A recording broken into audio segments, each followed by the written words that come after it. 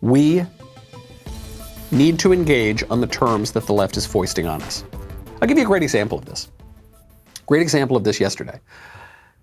A reporter was said to have possibly referred to our beloved press secretary, Kayleigh McEnany, who makes the national heart go pitter-patter, as a lying bitch.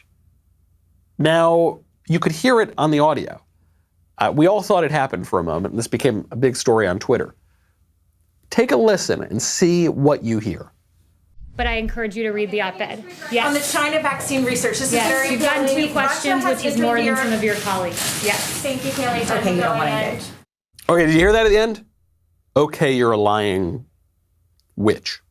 Something like that.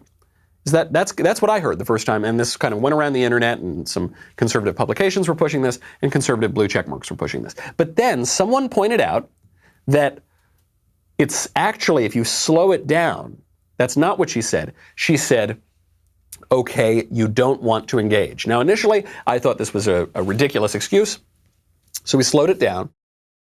Take a listen. More than some of your colleagues. Yes. Thank you, Kayleigh. Okay, you don't want to engage. As much as it pains me, I tried to listen. I tried to make sure that I was not giving this woman too much credit, Kimberly Halkett at Al Jazeera. I think that's true. I actually think when you slow it down, she did say, okay, you don't want to engage. It sounded like you're a lying you-know-what in person, and surely the press thinks that about Kayleigh McEnany. But in all fairness, I don't think that's what she said. Here's the double standard. When it turned out that that's not what she said, then all the people who were spreading this, or at least a great number of them, took it down. Conservatives deleted the tweets. Jack Posobiec, Eddie Zipperer, the conservative publications that were pushing this around. They took it down. And frankly, they didn't even assert, many of them at first, that that is what the reporter said. They just raised the question, is this what the reporter said? And still they took it down. I only noticed this because when I saw it happen, I tweeted out a joke about, I was quoting this old political philosophy book about how no one should ever use a coarse word at Kayleigh McEnany. And so but then I saw the tweet was deleted, and I said, okay, that's good. Conservatives are being fair about this. The left would never be fair. Would the left ever take down their tweets? Would the left ever back off that lie that they said about a conservative? No, of course not. And in fact, we know that they don't.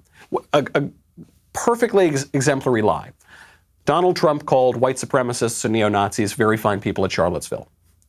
That has become part of the leftist gospel. Joe Biden launched his campaign on that lie. That was the first part of the first campaign ad to launch his campaign. And it's not true. You can look one paragraph down. Trump explicitly says in Charlottesville, I'm not talking about neo-Nazis and white supremacists. They should be condemned totally. And yet that lie moves on. Now, I like that conservatives tell the truth. I think we should continue to tell the truth. But we should not accept any leftist premise that there is some sort of moral equivalence here. We should tell the truth. We should not push fake news. We should not push conspiracy theories that are not true. We should tell the truth, but we should stick by our side, because these are not fair games. There is no moral equivalence here between Trump and Biden, between right and left, between Republican and Democrat.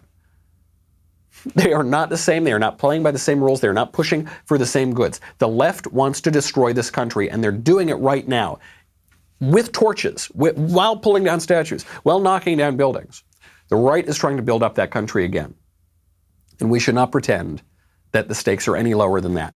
I hope you enjoyed that short segment from the Michael Knowles Show. Be sure to check out the full episode linked in the description, or download the podcast wherever you listen to podcasts.